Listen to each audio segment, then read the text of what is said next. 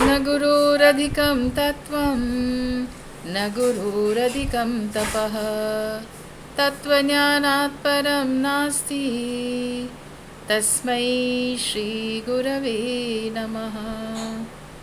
तस्मै श्रीगुरवे नमः।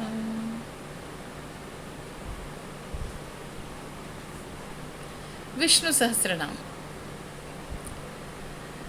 विष्णु सहस्रनाम ये वेद व्यास जी की एक रचना है। हमें मालूम है कि 5000 साल पहले जब वेद व्यास जी ने महाभारत की रचना करी थी, तब उस समय ही उन्होंने सब वेदों का संग्रह भी किया था और बाकी पुराण इत्यादि भी उन्होंने लिखे थे। तो इसमें जो विष्णु सहस्रनाम है वो महाभारत का एक अंश है। महाभारत में 3 रचनाएं ऐसी है, 3 अंश है जो कि भगवत पाद आदि शंकराचार्य जी ने जिसकी व्याख्या करी है। जब वो नर्मदा किनारे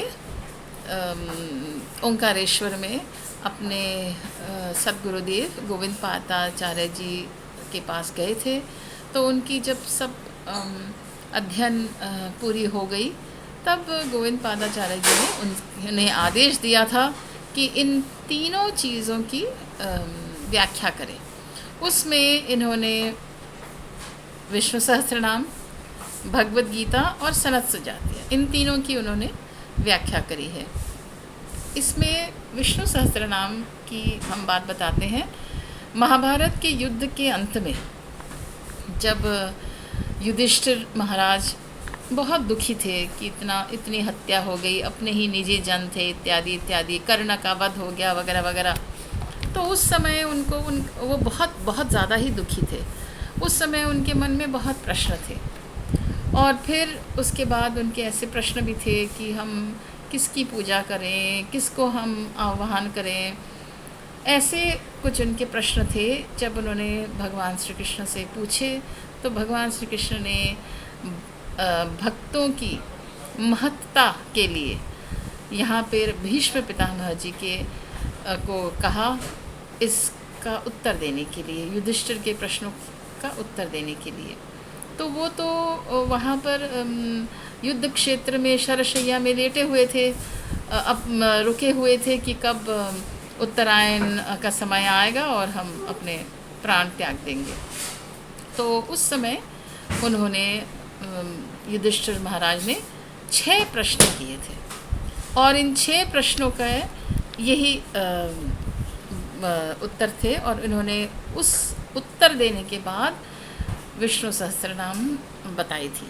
तो जो 6 प्रश्न हैं उसके हम जरा देखते हैं इनके क्या प्रश्न थे। किमेकं दैवतं लोके, पहला, किं वापि एकं परायणं स्तुवन्तः कं कमर्चन्तः, फिर कमर्चन्तः प्राप्नुयुर्मानवा शुभम, को धर्म सर्वधर्माणां भवतो परमो मतः, फिर किम जपन मुच्यते जंतुर्जन्म संसार बंधना।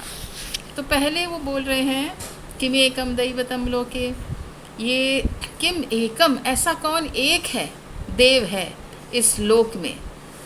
फिर किम वापि एकम परायणम, जिसकी हम आश्रय ले सकते हैं, परायणम जिसके परायण हम हो सकते हैं, ऐसा कौन है। किम वपि एकम परायणम, स्तुवन्तः कम कमर, किसकी स्तुति हम कर सकते हैं ताकि प्राप्नु युर्वान युहु मानवाः शुभम, ताकि मनुष्य शुभत्व को प्राप्त करे। हाँ, फिर कमरचंतः, किसकी हम आराधना, यानी कि ये जो हम लोग जप तप पूजा ध्यान इत्यादि किसकी आराधना कर सकते हैं ताकि शुभत्व को मनुष्य प्राप्त हो। फिर बोलते हैं को धर्म सर्वधर्माणाम, कौन सा श्रेष्ठ, परमो मतः, कौन सा परम धर्म है, सर्वधर्म में कौन सा परम है।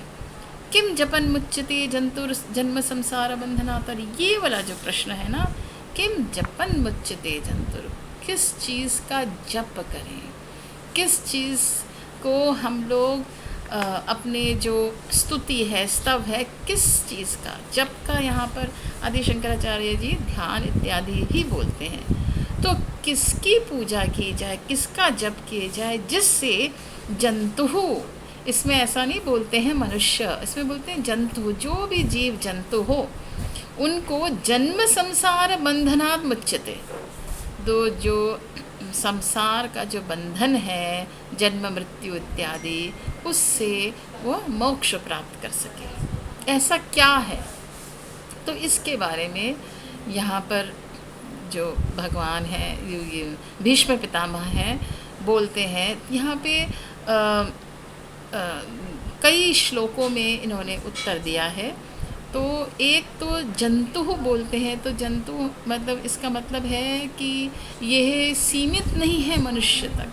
जैसे हमने देखे हैं श्रीमद् भागवत में जड़ भरत की बात देखी है, तो जड़ भरत एक हिरण के रूप में आए थे, और गजेंद्र भी एक हाथी के रूप में आए थे इत्यादि। ऐसे कई जगह पे हमने ऐसे दृष्टांत देखे हैं। तो सभी का मोक्ष हो सकता है, और भी कई वृक्ष के रूप में थे नल और कुबर, तो ये इन सब का मोक्ष हुआ था। लेकिन किसकी स्तव और किसकी स्तुति, अहल्या का उद्धार हो गया था, एक पाषाण के रूप में वो थी। तो यहाँ पे बोलते हैं कि किम जपन मुक्ति, ऐसी कौन सी चीज़ है ताकि सर्व दुखादि को भवे, ताकि हर तरह के दुख से भी मुक्ति हो जाए। इसके उत्तर में इन्होंने बोला कि भगवान के जो सहस्र नाम है, तो वो जो सहस्र नाम यहाँ पर दिए जाते हैं। तो ये सहस्र नाम शुरू होने से पहले मैं थोड़ा सा इसकी जो फलश्रुति है, ये विष्णु सहस्र नाम के अंत में हमें मिलता है, तो फलश्रुति के बारे में हम थोड़ा सा यहाँ पे देख लेते हैं।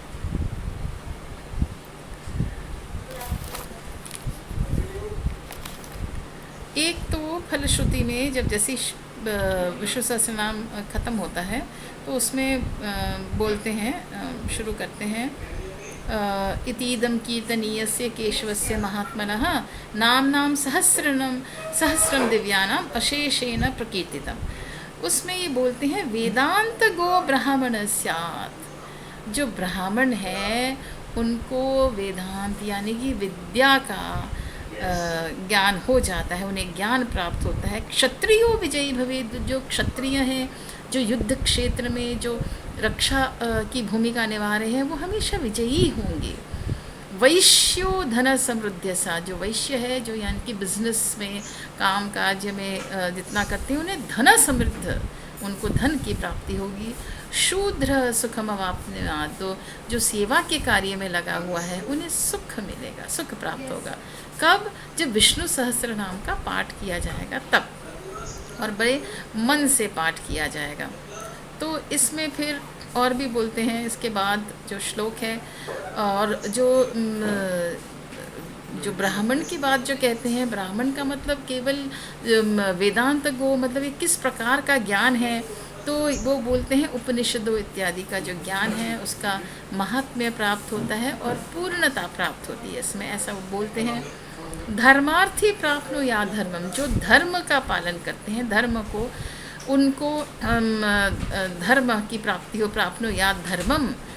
और जो अर्थार्थी चाहते हो आपने यहाँ, जिनको अर्थ की आवश्यकता है, उन्हें अर्थ प्राप्त होता है। कामानुयात वाप्कामी, कामान वाप्नुयात कामी, जिनको किसी चीज़ की कामना है, कुछ इस पूर्ति होने की, वो उनको पूर्ति होती है।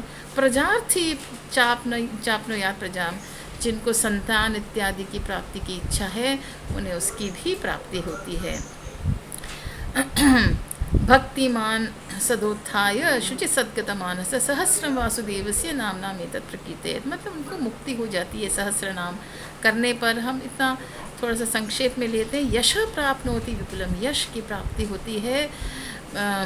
और कहते हैं अचलाम श्रियम आपनोति, अचलता की प्राप्ति होती है, मतलब उनको जो धन की जो प्राप्ति होती है, यश की जो प्राप्ति होती है, ऐसा नहीं है कि आया और गया। इनको बिल्कुल स्थिरता प्राप्त होती है। न भयम क्वचिदाप्नोति, कोई भय नहीं होता है, अभय पद उनको मिल जाता है। वीर्यम तेजस्विंजति, इनके जीवन में वीर्य तेज आता है, जोश आता है। भवत्य रोगो द्युतिमान बल रूप गुणान्वित, उनके जो रोग इत्यादि हैं, कोई रुग्ण हो, कोई बीमार वगैरह हो, तो वो भी उनका ठीक हो जाता है।